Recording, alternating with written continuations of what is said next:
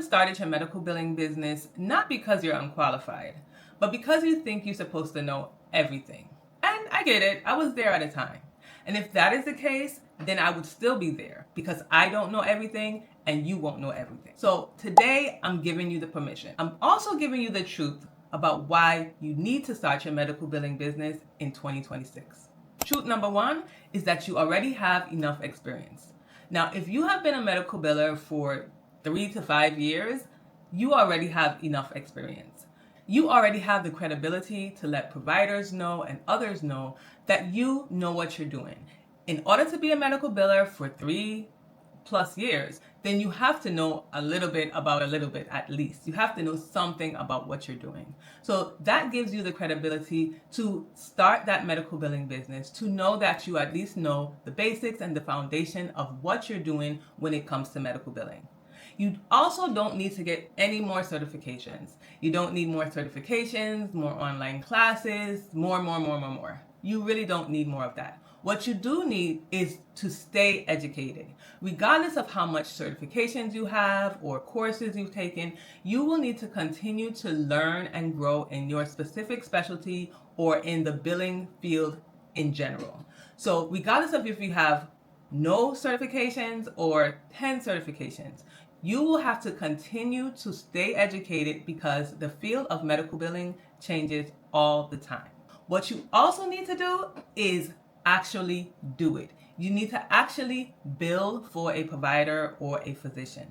You need to build that confidence because you're not going to build your confidence by just getting more certifications or by staying in the job that you have. You want to know that you're able to handle more than one provider. If you're already a medical biller and you're working for a private practice with one provider in it, then you may need to know, can I handle 2? Can I handle 3? Can I handle 4? This is what a medical billing business does. And in order to know that, you have to put yourself out there and get another provider. Then you will see that you can actually handle 2 providers, 3 providers, 4 providers.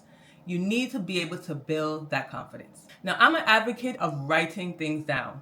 This helps you get things from out of your head onto paper so that you can actually see that it can come to fruition. Now, I have a hardcover journal on my website. It doesn't have to be my journal, but the one that I have is specifically made for you. It motivates you to start that medical billing business that you say you always want to start. And it makes sure that you keep all of your ideas, your goals, all of those things in one book, a hardcover book that's going to last you a lifetime, that you can keep and reference back to all the time. So make sure that you write down the experiences that you have. How long have you been in billing? How long have you been in healthcare? Because when it comes to healthcare, even if you work the front desk, you work the back end, you work in the clinician's office, you will need some part of that when it comes to medical billing in order to know what you're doing. So I need you to make sure that you write it down, whether it is in my hardcover journal or in one that you have at home. Just make sure that it is something that you'll be able to keep and reference back all of the time, and that you'll look through it and write down what experiences you already have. Truth number 2 is that you are already doing it. Now, you might be that medical biller who has a second provider on the side. You may work as a medical biller and then you actually have someone that you're helping out or that you claim you're helping out. I remember when I did this for a long time. I worked a full-time job and then I was just helping out providers that needed me for whatever reason. You may also be like that, but you need to realize that you are helping them out and they are grateful for that. They want you to help them out more.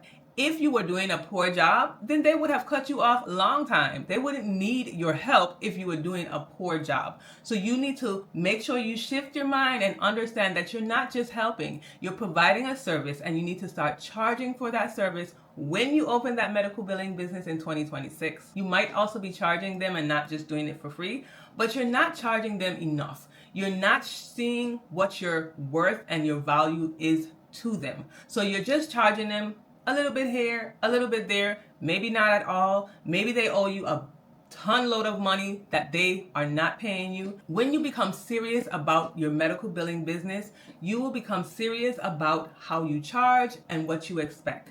You value the provider and the provider should value you. You may also be running your medical billing department at your full-time job. If you are the head of your medical billing department, or even if you're just the only person in your medical billing department, but you are the one who create policies, you are the one who set routines, you are the one who set your duties and what you're supposed to do.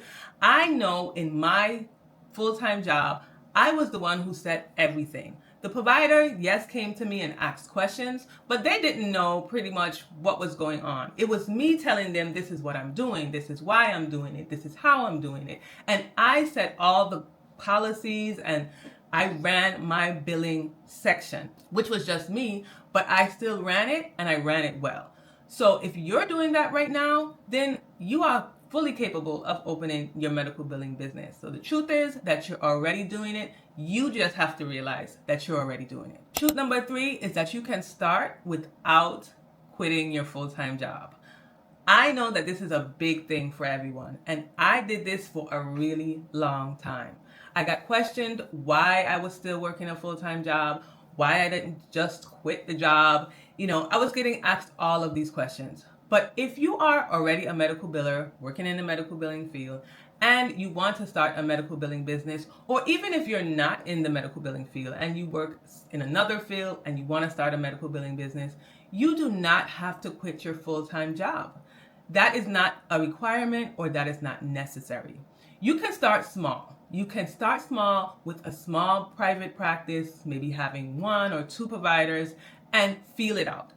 Sometimes you may work as a medical biller, and then when you try to do your own medical billing business on the side, you realize, I don't want to do that. And that's fine. But you can feel it out first to see if it's something that you want to do and that you are capable of doing, which I know you're capable of. It's just all in your mind. So you don't have to quit your full-time job in order to figure that out. Having a medical billing business is not an all or nothing business. It's not like having a restaurant, maybe, where if you are the chef and you have to be at the restaurant all the time, every day, you need a building, you need this, you need that. It's not like that. You can perform your medical billing duties at your home. After work, when you come home, you can do your medical billing business. I've done it for years. I keep saying that because people don't believe that I have done it for years, or that it's capable of doing for years. But I have done it, and I'm proof that it can be done.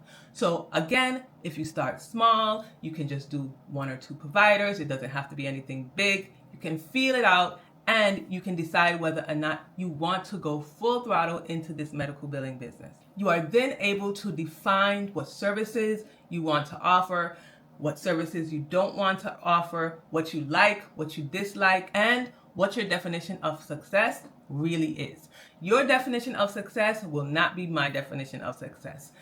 Just because you have 1 provider full-time, he pays you enough for what you do, and you don't need any more providers, then that is success for you. Success for the next person may be that they want 10, 15, 20 providers. They want a big business that they run out of a big office, and they want several employees. That might not be your definition of success. But when you start off small, you still work in your full-time job, and you kind of tip your toe into this medical billing business thing, then you can figure out what it is that you really want and what your definition of success is. Also remember that at different stages of your life, you will be at different places. For a long time, I only wanted to do my medical billing business part-time on the side as I worked my full-time job.